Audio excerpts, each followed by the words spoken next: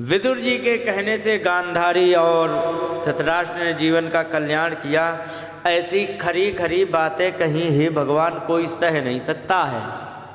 हाँ, यहाँ पर कहा कि अहो महीयसी जंतु जीविताशायया भवान भीमापवर्जितं पिंडम आदत्ते गृहपालवत। यहाँ पर विदुर जी ने देखा कि धृतराष्ट्र को भोजन देने आते हैं, भोजन दे के चले जाते हैं।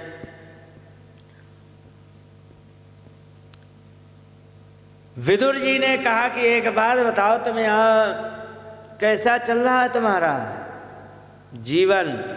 अरे बहुत बढ़िया, बहुत बढ़िया, बड़ी सेवा होती है, ऐसा होता वैसा होता है।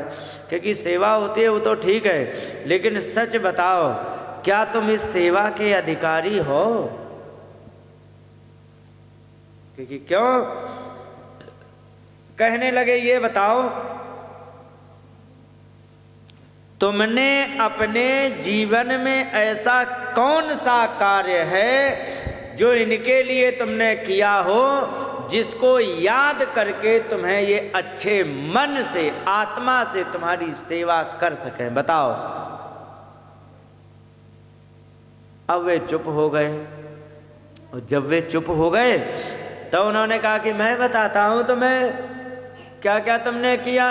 कई अग्निशिष्टो दत्तश्च गरोदाराश्च दूषिता हृतम क्षेत्रम धनम येषाम तद्दत्तैरसुभिः कियत्। तुमने ही अग्निशिष्टो, अग्नि में डाल करके जलवाने की योजना बनाई थी या नहीं? अब वे चुप हो गए। अग्नि में जलाया था कि नहीं? लाक्षा भवन में। हाँ, वही लाक्षागृह लाक्षा भवन, एक ही बात। और दत्तश्च गरो, जहर तुमने दिया था, दिया कि नहीं? दाराश्च दूषिता, उनकी स्त्री का तुमने अपमान भरी सभा में किया कि नहीं किया? एक भी बार तुमने मना किया नहीं। इतना ही नहीं, हृतम क्षेत्रम, उन्होंने जैसे तैसे जंगल को जला के राजधानी बनाई थी। जो समय दिल्ली नई दिल्ली है ना, उस जमाने में इसे खांडव वन कहते थे, और इसी खांडव वन को जला करके तब यहाँ राजधानी बनाई थी। इसी को इंद्रप्रस्थ कहते, आज भी कहते हैं। ये दिल्ली का जितना भी मैदान है सब इसी को जला के बनाया था। तो कहे कि वो भी जैसे तैसे उन्होंने जंगल को जला के अपना वहाँ पर बनाई थी राजधानी। उसमें मैदानों आदि ने सहयोग किया, तो उन्होंने जैसे तैसे वो अपनी सभा बनाई थी। उसको भी तुमने हृतम क्षेत्रम, वो भी तुमने हड़प लिया था। धनम ये शाम, और जो धन था वो भी हड़प लिया। तो ये शाम उनके द्वारा दिया हुआ, तद्दत्तैहि असुभिः कियत्, उन लोगों के द्वारा दिया हुआ तुम्हें प्राणदान, इसे क्या तुम भला कर लोगे? अब वे चुप हो गए। कहने लगे, सुनो, क्योंकि तुम्हें रोटी कैसे मिलती है? तो फिर अंत में कह दिया कि अहो महीयसी जंतु जीविताशायया भवान। देखो तो जीने की कितनी प्रबल इच्छा होती है, कैसे कि तुम्हारे जैसी। क्योंकि क्यों? क्योंकि भीमापवर्जितं पिंडम, भीम के द्वारा छोड़े हुए पिंड माने टुकड़े, आदत्ते खा रहे हो। कैसे? कि गृहपालवत, कुत्ते की तरह। ईमानदारी से बताना माता, कुत्ते को जब रोटी दी जाती तो ऐसे फेंक के दी जाती कि लो लो लो लो, आओ आओ आओ आओ, इसमें कटोरे में खा लो। क्या करते हो? फेंक के देते हैं, ठीक है। बकरी को खिलाएंगे तब हाथ से, गाय को हाथ से, कुत्ते को फेंक करके। तुम कुत्ते की तरह रोटी खा रहे हो। कुत्ते की तरह मतलब फेंके क्यों दे रहे? क्योंकि उसको छुआ नहीं जा सकता है, कुत्ते की ये प्रजाति को छुआ नहीं जाता है, तो दूर से दे दिया, खाओ। तो कहने का मतलब जहाँ पर श्रद्धा नाम का कोई अंश मात्र ना हो, लेकिन फिर भी देनी है, तो कुत्ते की तरह दी जाएगी ना। यही बात उन्होंने भांप ली थी विदुर जी ने, कि इन्होंने कोई कर्म ऐसा नहीं किया कि इन्हें एक गिलास जल भी कोई पिला दे, लेकिन फिर भी रोटी खिला रहे हैं। इसका मतलब है श्रद्धा ना हो करके बिना श्रद्धा के ही खिलाते हैं। तो कहने का मतलब ये है कि अहो मही यसी जंतो जीविताशायया भवान, देखो जैसे आपको जीने की इच्छा है, कितनी जीने की इच्छा प्रबल होती है। क्योंकि भीमापवर्जितम पिंडम, भीम के द्वारा छोड़े हुए रोटी के टुकड़े आदत्ते गृहपालवत, कुत्ते की तरह तुम खा रहे हो।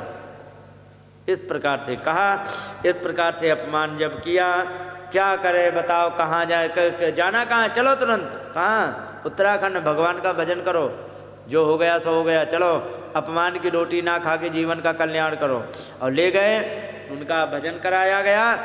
और यहाँ पर दूसरे दिन पता लग गया, भीम, अर्जुन, युधिष्ठिर, इनको पता लग गया कि वे नहीं दिख रहे हैं। जब उन्हें पता लगा कि दिख ही नहीं रहे हैं कहीं, तो बड़े दुखी हुए, हमारे ताऊ कहाँ गए, हमारे ताऊ कहाँ गए।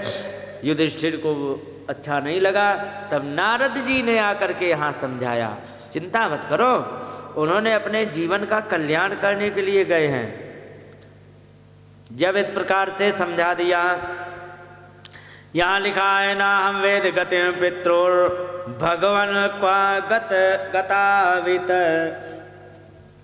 कहाँ चले गए हैं कि हमें पता नहीं है। तो नारद जी ने सबको यहाँ समझाया। उन्होंने कहा चिंता मत करो, जीवन का कल्याण किया है।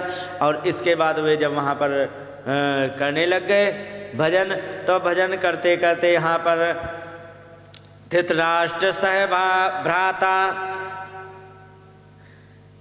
गंधार्या च स्वभार्यया दक्षिणेन हिमवतः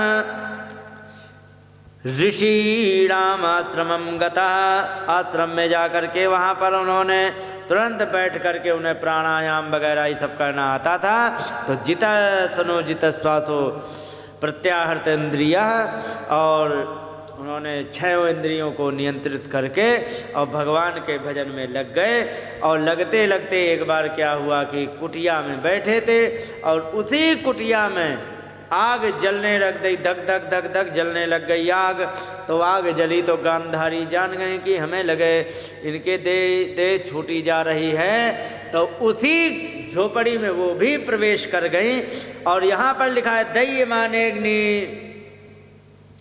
फिर देहे पत्नी सहोटजे, पत्नी ने देखा कि हमारे पति और सह उटज, उटज कहते हैं झोपड़ी को, झोपड़ी के सहित जल रही है। तो पही स्थिता पति साध्य तम अग्निम मनुवेक्षति, और जैसे ही देखा दूर खड़ी थी तो वह जा करके उसी अग्नि में प्रवेश करके जीवन की लीला समाप्त करके भगवान में मिल गए। बोलिए गोविंद भगवान की जय।